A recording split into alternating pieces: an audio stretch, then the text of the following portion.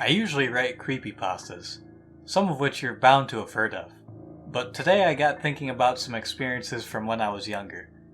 They can probably be easily explained now that I look back, but at the time they were terrifying. There's nothing like the terror a child feels when they're totally convinced that something horrible is about to happen. And I decided to share some of these with you, and perhaps hear some of yours. Anyways, the picture is very much related. It's a screen cap from Google Maps of the small wooded area I used to spend a lot of time in when I was younger. I lived in the area from the ages of 3 up until 10, and during those years I went into those woods more times than I could count. God knows why. Seems they used to terrify me. The wood was appropriately named Devil's Wood. I'm not sure what the official name was, but the local teenagers called it that to scare us younger ones. And it worked, because a lot of strange things happened in that place. So as with all places like that, there were rumors and legends that went around there. One of the favorites was the old tale of the gypsies who were meant to live in the clearing at the back, which is the narrow end you can see in the picture. Apparently, a few gypsies set up camp there, and as all witches and gypsies do in stories, they like to kill children.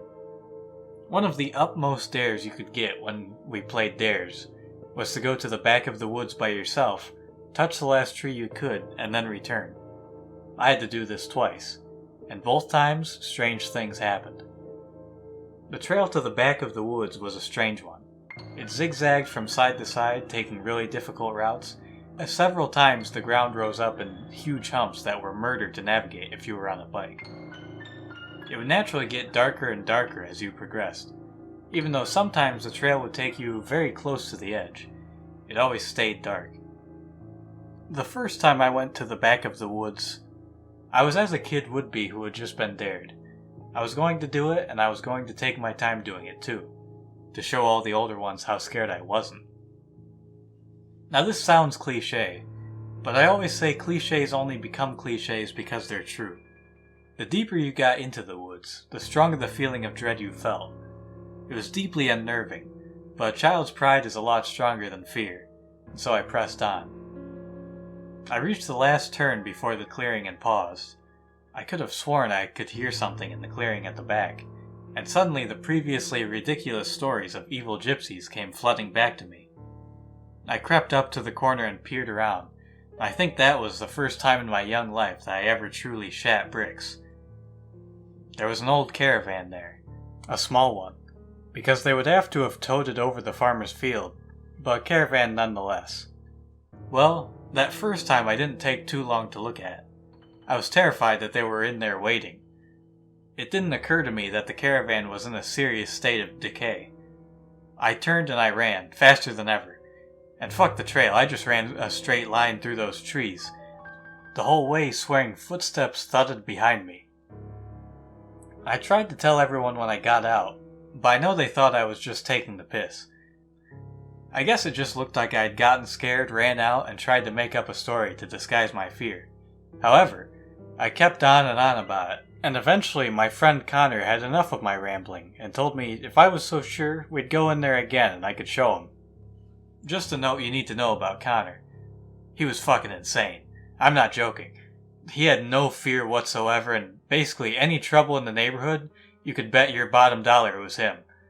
I usually got dragged in along under the, I know stuff on you boyo card. So, me and Connor set off just after lunch. We were around 8, I think. He was, as usual, bold as brass, strutting into the woods like he owned them.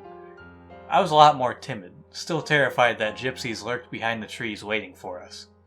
I think Connor thought I was making it up, but sure enough when we reached the clearing, there it was, in all its battered glory.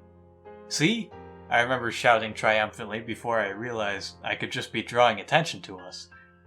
Before I had the chance to persuade Connor to run like fuck, he had walked right over to it and pressed his face against it. "You idiot," he told me. "It's not lived in." Before I could stop him, he'd pulled open the old door, which nearly fell right off, and went inside. As you can imagine, the inside of the small caravan wasn't really that interesting. Old leaves on the floor, mud scuffs. If anything of value had been left in there, it had been stolen. It took Connor about 5 minutes to get bored of it and hop out, and let me tell you, I was glad. To try and disguise a little of my fear, I took a walk around to the back of it. The very back of the clearing was full of thorns and closely knit bushes, so it was basically a dead end. However, there was a distinct hole in the thorny bushes, and I peered closer to find that loads of old junk had been thrown in there.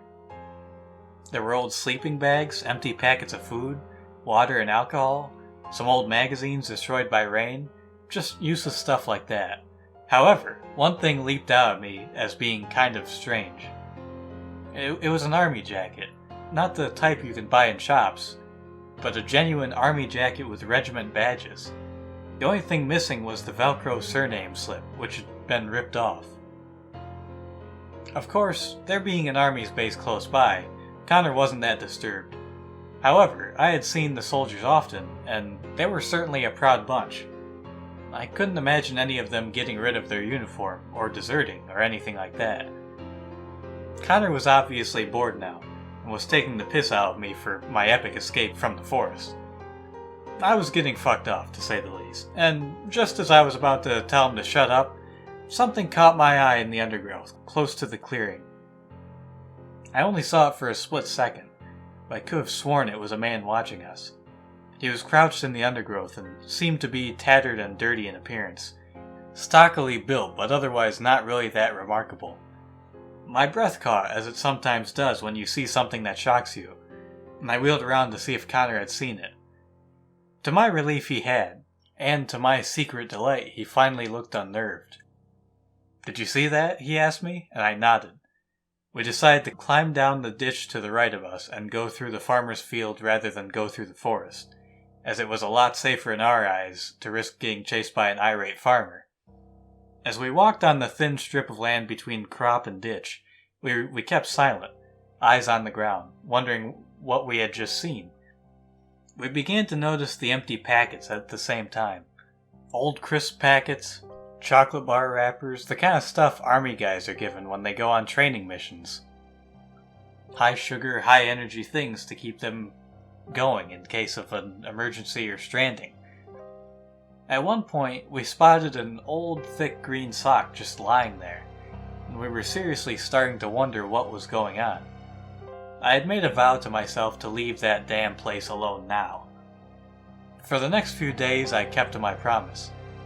There was a weird tree standing away from the woods that had been disfigured one night after being struck by lightning. If you climbed the trunk, you could sit in the large hole the two separated trunk halves had made quite comfortably.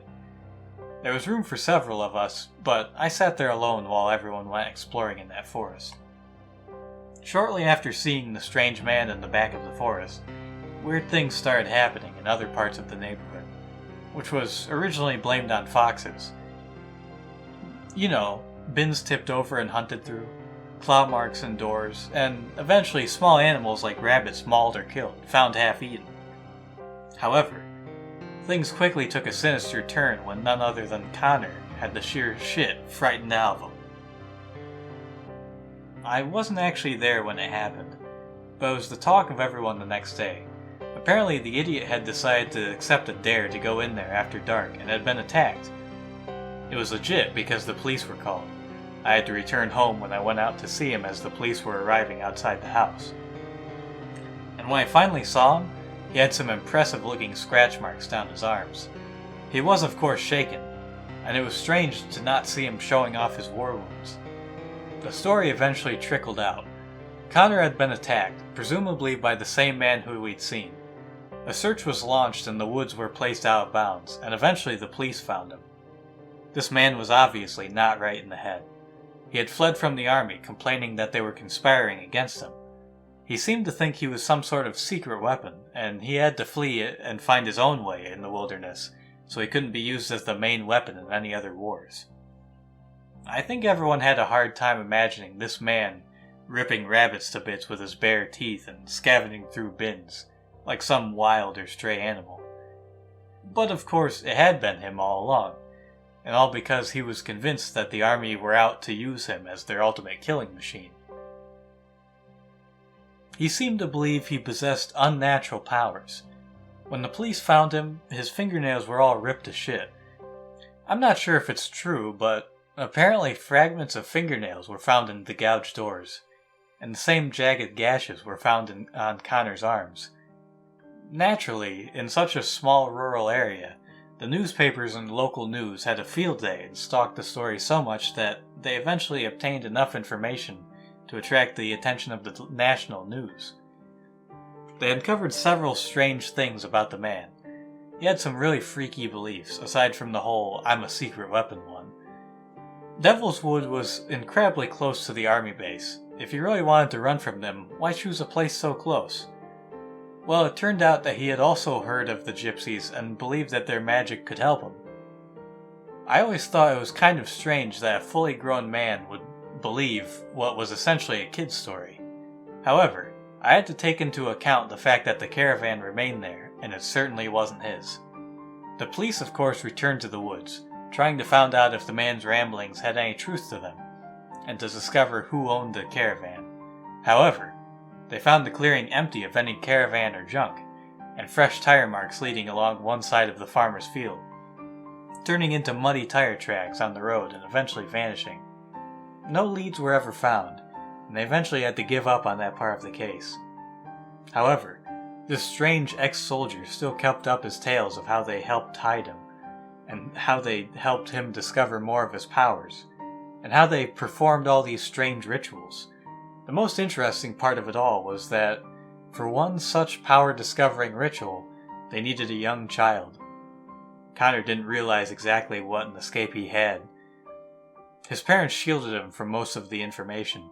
They moved away shortly after. Like I said at the beginning, this is just an old story from my childhood that I always thought was rather interesting. At least I've got it out there, though.